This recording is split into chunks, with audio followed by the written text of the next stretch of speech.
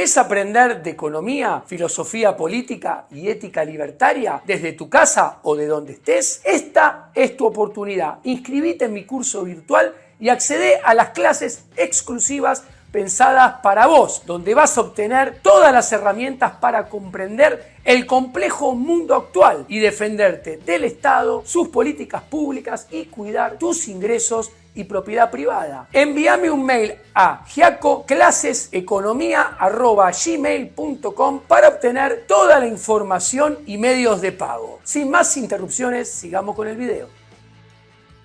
Buenas tardes, señores. Este es un nuevo video en el cual haré un breve análisis sobre la propuesta de fondo de desempleo del candidato presidencial Javier Milei, que procura reemplazar a las indemnizaciones por despido. De acuerdo a nuestro análisis, acá en Economía y Ética, esta propuesta de Javier Milei tiene 12 problemas. Vamos a empezar con nuestro análisis ético, siempre lo ético primero y después del plano ético hacia el plano utilitarista. A ver, ¿qué es el fondo de desempleo? Esta es una idea que Javier Milei toma del fondo de desempleo de la construcción y pretende extenderlo al universo de la economía para eliminar las indemnizaciones por despido. A ver, este es un esquema que rige solamente, al menos hasta ahora, para el sector de la construcción. Rige desde 1980 a partir de la sanción de la ley 22.250, cuando había un gobierno militar y en aquel entonces la UOCRA se encontraba intervenida. Puntualmente, en el artículo 12 de la mencionada ley, se establece que se crea un fondo que se llama Fondo de Cese Laboral y se trata de una suma de dinero que mensualmente el empleador debe depositar en una cuenta al trabajador o a la trabajadora y de la que será beneficiario dicho trabajador al momento en el cual se corta la relación laboral. Obviamente es un esquema que sí tiene sentido ético en la actividad de la construcción. ¿Por qué? Porque la actividad de la construcción es diferente a todas las otras actividades. ¿Por qué? Porque la fuente de trabajo está condenada irremediablemente a terminarse en el sector de la construcción. ¿Y cuándo se va a terminar? Cuando se termine la obra o el edificio. Es decir, el trabajador de la construcción está condenado a quedarse sin trabajo sí o sí. Haga las cosas bien y o haga las cosas mal. El trabajador de la construcción, por la particularidad del sector, la actividad en la cual se desempeña, está condenado a quedarse sin trabajo, aunque nadie lo eche. De aquí que sea ético que exista un fondo de desempleo.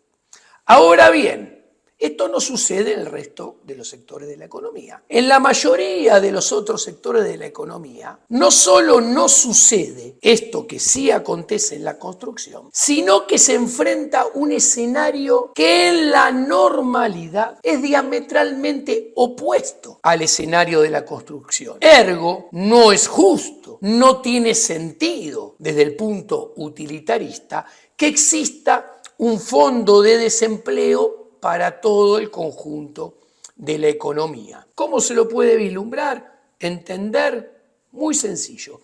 En concreto, las firmas, las empresas que demandan trabajo y crean puestos laborales, ¿qué sucede? Las firmas están en normalidad condenadas a permanecer, tienden a permanecer, a prolongarse en el tiempo. En este marco, el trabajador se va a quedar sin trabajo solamente cuando lo echan y o cuando la firma quiebra, que supuestamente es un caso marginal. Aún así, aunque sea marginal la quiebra, y también si lo echan, en estos dos casos, el empleador asume las responsabilidades e internaliza los costos.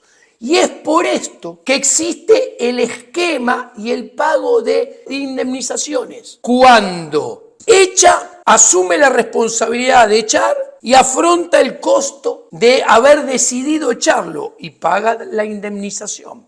Cuando su empresa quiebra, la quiebra es su responsabilidad por haber conducido erróneamente la firma. Se hace cargo, internaliza los costos y paga las indemnizaciones. Entonces, es justo esto.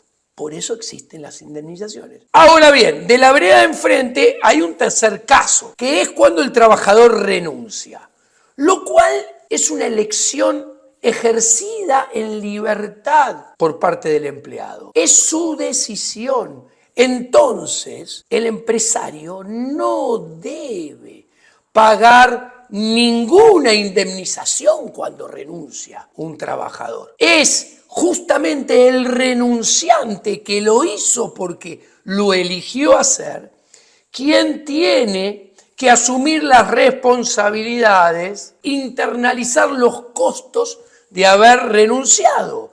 Y como renunció, se tiene que ir sin un mango. ¿Y cuál es el problema del fondo que propone Milei? Que si renuncia porque quiere, le quedaría la plata del fondo que pagó su empleador, lo cual a todas luces es injusto. Ahora, hay una cuarta posibilidad por medio de la cual se termina la relación laboral: el despido con causa probada. Originalmente, el derecho laboral no protegía al trabajador en esta situación. ¿Por qué? Porque había hecho las cosas muy mal, había delinquido, lo que sea. Entonces, no había cumplido con sus responsabilidades, con sus deberes. Entonces, era el trabajador en todos estos escenarios quien debía afrontar los costos de su comportamiento. Y el despido con causa conducía a que se tuviera que ir del puesto de trabajo sin ningún dinero en el bolsillo. Y como era con causa, era justo que no hubiera indemnización. Ahora bien, que el empleador hoy en día tenga que pagar indemnizaciones aún con despido con causa, no es otra cosa que una deformación injusta del derecho positivo y la administración de justicia en el mercado laboral, que es una administración de justicia monopólica estatal sesgada injustamente hacia el trabajador. En este caso puntual. En pocas palabras, el fondo de desempleo es justo y puede llevar a buenos resultados en la actividad de la construcción. Pero el fondo de desempleo que propone Milei y que Milei pretende extender a toda la economía es injusto. Y por ende, como toda cosa injusta, solamente puede conducir a malos resultados para la mayoría y para el promedio del resto de la economía, dejando afuera a la construcción. Cuando algo está mal en el campo ético, solo puede resultar en pésimos desenlaces o resultados en el terreno utilitarista. Y vamos a pasar a continuación a analizar este campo. Vamos a hacer el análisis utilitarista. El fondo de desempleo de la construcción se financia, como ya dijimos, con fondos del empleador, que el empleador en el sector de la construcción deposita, equivalen a un depósito mensual del 12% del salario bruto mensual del trabajador. O sea, si el trabajador tiene un salario bruto mensual de 100.000 pesos, el empleador tiene que pagar 12.000 más. Si tiene uno de 1.000.000, tiene que pagar 120.000 más mes por mes para el fondo de desempleo. Este 12% es sin contabilizar el SAC en la construcción. Ahora bien, a partir del segundo año, ese porcentaje baja de 12 a 8. Estos fondos deben ser ingresados en una cuenta bancaria especial denominada Fondo de Cese Laboral para los trabajadores de la industria de la construcción. A ver, los fondos depositados generan intereses en las cuentas bancarias a favor del trabajador y son inembargables por ningún motivo. Ahora bien, cuando cesa la relación laboral, por el motivo que sea, ¿qué sucede? El empleador debe poner a disposición del trabajador dicho fondo de cese laboral que él fue armando mes tras mes. Y para ello, al trabajador le tiene que entregar el formulario con el detalle preciso de cuántos fondos hay y la tarjeta que da acceso a esos fondos en la entidad bancaria pertinente. Así el trabajador se puede hacer de ese dinero. Ahora bien, de acuerdo con las palabras, lo único que tenemos son las explicaciones, las palabras del candidato presidencial. Javier Milei propone extender el esquema de fondo de desempleo para toda la economía y así eliminar el actual esquema de indemnizaciones. O sea, quiere pasar de un esquema justo, como expliqué, a uno injusto. De acuerdo con las palabras, después hay que ver qué sucede cuando se presenta el proyecto, pero de acuerdo con las palabras de Javier Milei, el fondo de desempleo se integraría con un pago mensual que haría el empleador por el equivalente al 10% del salario bruto mensual. Javier Milei no ha aclarado si esto es con el SAC o sin el SAC. En este sentido hay que plantear los 12 problemas que hay detrás de esta propuesta. Primero, este fondo de desempleo que propone Javier Milei es más caro que el sistema indemnizatorio actual, ya que implicaría que el empleador pagaría más de un salario por año en concepto de indemnización, porque son 12 pagos del 10% mes tras mes a lo largo de 12 meses en un año, y eso es más que un salario bruto. ¿Está claro? 2.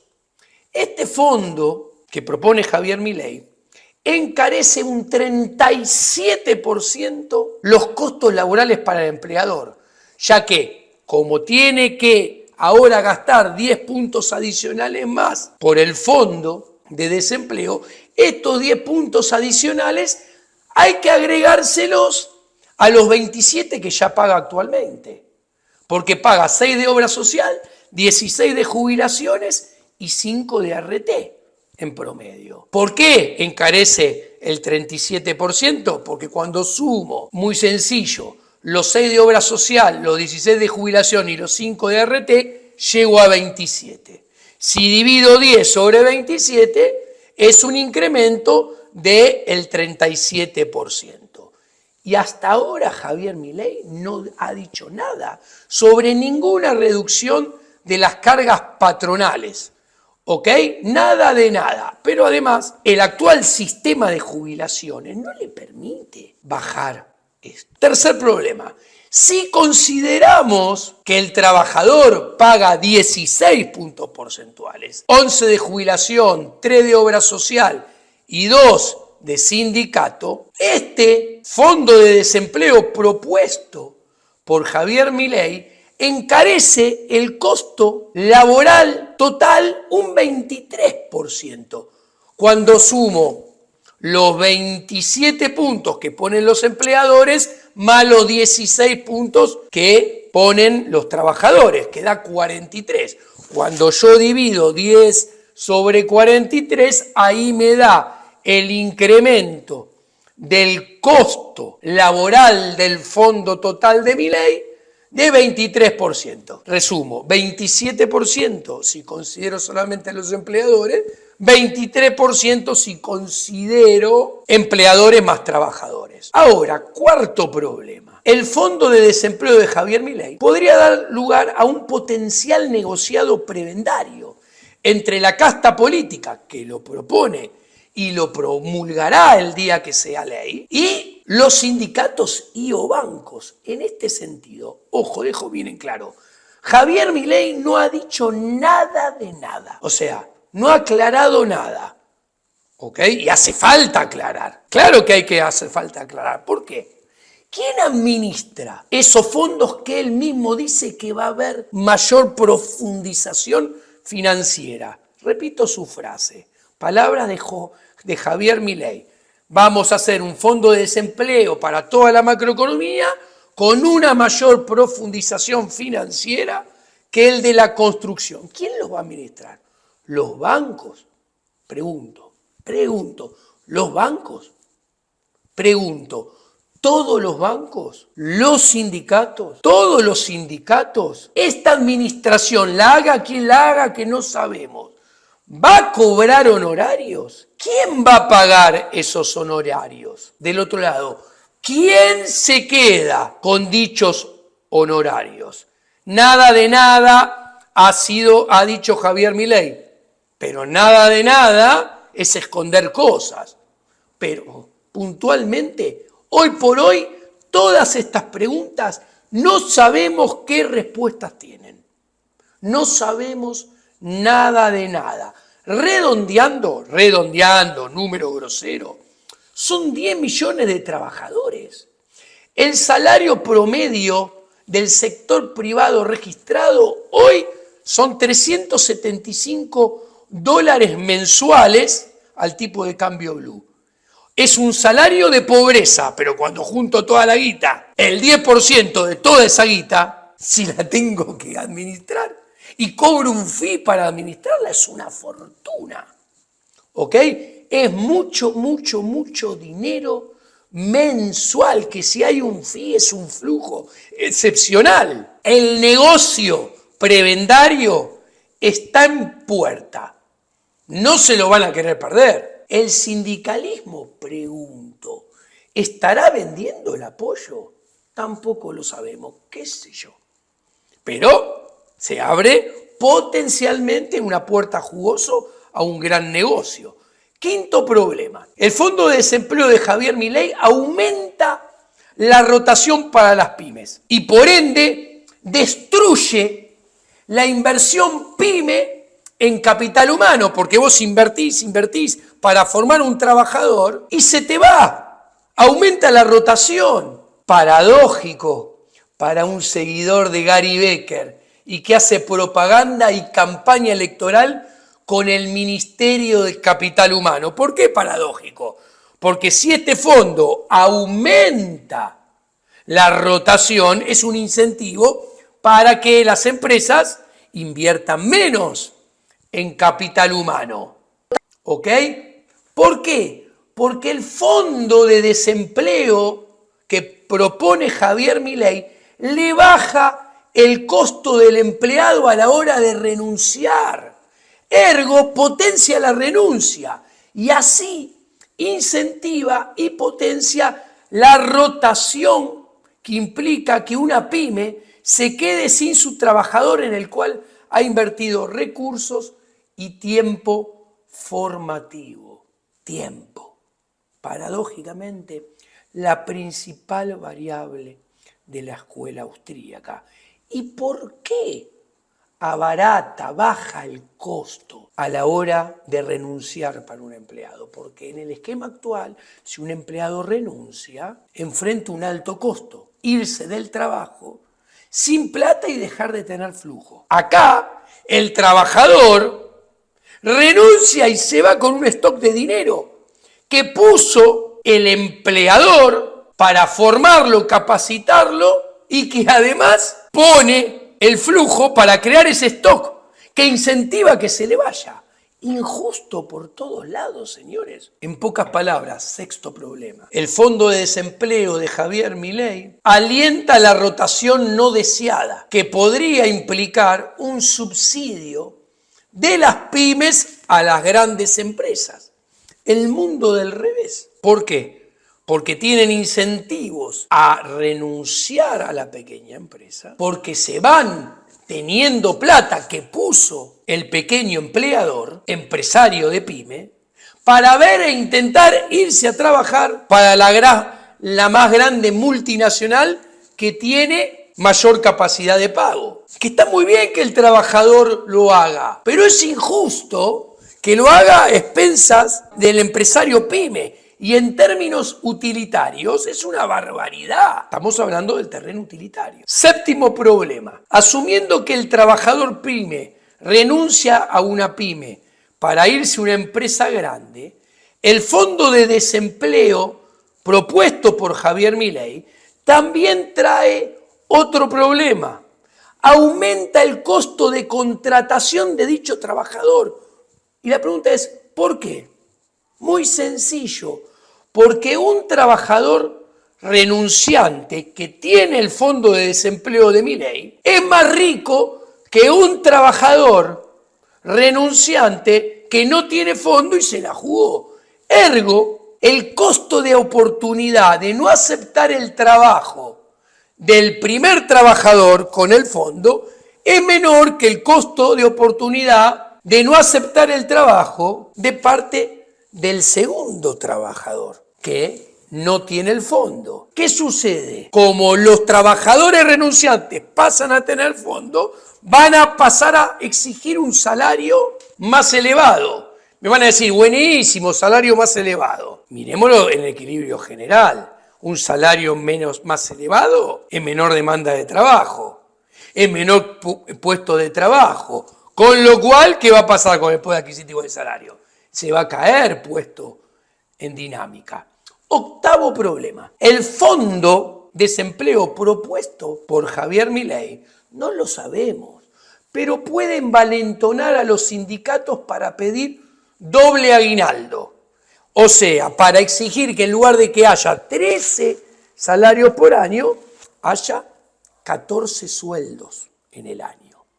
Ya que esta sobrecarga de 10 puntos porcentuales para financiar el fondo de desempleo de Milei puede llevar a pensar que a las empresas les sobra el dinero, cuando no es así. Y los sindicalistas se van a tirar a negociar y a exigir este incremento del SAC. Obviamente, en la película de corto plazo es un escenario muy atractivo para los actuales trabajadores en blanco. Van a aplaudir porque van a pasar a cobrar 14 en lugar de 13 sueldos. Nadie lo niega. Pero, atenti, hay inversión neta negativa en las empresas. O sea, ni siquiera se amortiza el stock de capital existente. Entonces la productividad cae. La productividad del trabajo se reduce, con lo cual no avala que se duplique el SAC. Y peor aún, hace 12 años que no se crea empleo. La población aumenta y el poder adquisitivo del salario cae. Hace años que cae. De hecho, hay un fenómeno nuevo, los trabajadores pobres. Hay trabajadores, inclusive en relación de dependencia, que son pobres. Sin lugar a duda, puesto en dinámica, el fondo de desempleo de Javier Milei agravará toda esta problemática en el mediano y largo plazo. Noveno problema, en pocas palabras, todos los anteriores puntos implican que el fondo de desempleo de Javier Milei incrementa el costo salarial para los empresarios del sector privado por varios y numerosos canales, lo cual inexorablemente va a redundar en todavía menor creación de empleo o en mayor destrucción de empleo. En consecuencia, probablemente, este fondo de desempleo de Milei, si se hace extensible a toda la economía, termine aumentando la pobreza y la indigencia si resulta ser permanente en el largo plazo. Décimo problema. Las reformas estructurales de fondo que reducen muchos puntos el gasto público, 15 puntos porcentuales, como plantea correctamente Javier Milei que hay que reducir, solo pueden lograr resultados y plasmarse después de muchos años. Ergo, la reducción de las cargas patronales pueden tener lugar solamente después de mucho tiempo. Si a esto se le suma que es necesario reformar la coparticipación, que es una ley especial que entra por el Senado, en el cual hay 18 o 20 provincias con incentivos a no votar y tan solo 6 o 4 con incentivos para cambiar la coparticipación, se comprende que el cambio de todo esto solo puede darse después de una muy compleja discusión técnica, negociación política y paso del tiempo. Pregunta, ¿ustedes piensan que Javier Milei podrá hacer lo que no pudieron hacer Menem, Duhalde, Néstor Kirchner, Cristina Fernández de Kirchner, Sergio Tomás Massa? Porque miren que a todos esos les convenía cambiar la coparticipación y no pudieron. Ahora, ¿dónde está el problema de todo esto? En una cuestión de timing. Es una cuestión de timing el problema. El fondo de desempleo de Javier Milei debería ser la última reforma de todas. Debería ver la luz recién después de haber achicado al mínimo el Estado, bajando operativamente todos los impuestos y alcanzando una sólida estabilización monetaria y macroeconómica. Este es el 10º problema, que se convierte en el 11º. ¿Que cuál es? El éxito del Fondo de Desempleo de Javier Milei exige que todas las reformas estructurales sean implementadas en forma completa antes de la implementación. Entonces, ¿por qué? Porque se necesita que el sector privado esté desahogado completamente antes de implementar el fondo de desempleo, de manera que haya una baja de la presión tributaria que permita que el fondo de desempleo no constituya un aumento del costo total laboral. Concretamente, Milei tiene que bajar los 15 puntos del gasto en términos del PBI, tiene que hacer una reforma tributaria que baje 10 puntos los impuestos antes, tiene que estabilizar macroeconómicamente la economía, tiene que estabilizar monetariamente la economía y recién después, con todo esto hecho, debería poner este fondo, porque es la única forma que este fondo pueda ser exitoso, porque es la única forma que este fondo no aumente el costo laboral y sirva para generar demanda de trabajo y en consecuencia subir los salarios en el largo plazo. Ahora bien, ¿cuál es el riesgo? Que es mucho más fácil implementar el fondo de desempleo que propone Javier Milei que todas las otras reformas estructurales. Ergo, se enfrenta al riesgo de poner los caballos delante del carruaje y así afectar todavía más negativamente a los empresarios privados, su negocio y consecuentemente al empleo y al salario. O sea, resumiendo y terminando, problema número 12. Al menos hasta ahora, y con lo que ha dicho, la propuesta del Fondo de Desempleo de Javier Milei no elimina la industria del juicio, que es el principal problema de los empresarios a la hora de pensar en los despidos, que la mayoría no solamente nunca quiere, sino siempre trata de evitar. Hay que entender, señor, que los empresarios no disfrutan a la hora de echar a un trabajador, sino todo lo contrario. La regla es que el despido siempre es una situación límite. El despido no es una situación límite solamente en casos excepcionales. Y este proyecto de Javier Milei, al menos hasta ahora, con lo que Javier ha comunicado hasta ahora, no ha mostrado eliminar las penalidades, las multas y todos los incrementos indemnizatorios exorbitantes que los abogados laboralistas suelen presentar y lograr en los tribunales del trabajo y que elevan exorbitantemente los pisos indemnizatorios, inclusive en la negociación. La mayoría de los empresarios no se quejarían de la regla como máximo un salario por año trabajado y nada más. ¿Ok? Pero este proyecto de Javier Milei aumenta esto exponencialmente. Muchas gracias, señores.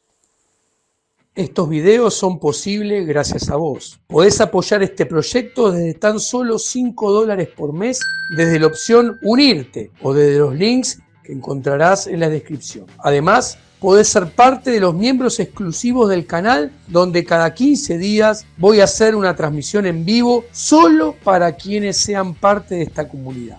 Vas a encontrar los detalles y enlaces en la descripción. Muchas gracias y hasta la próxima.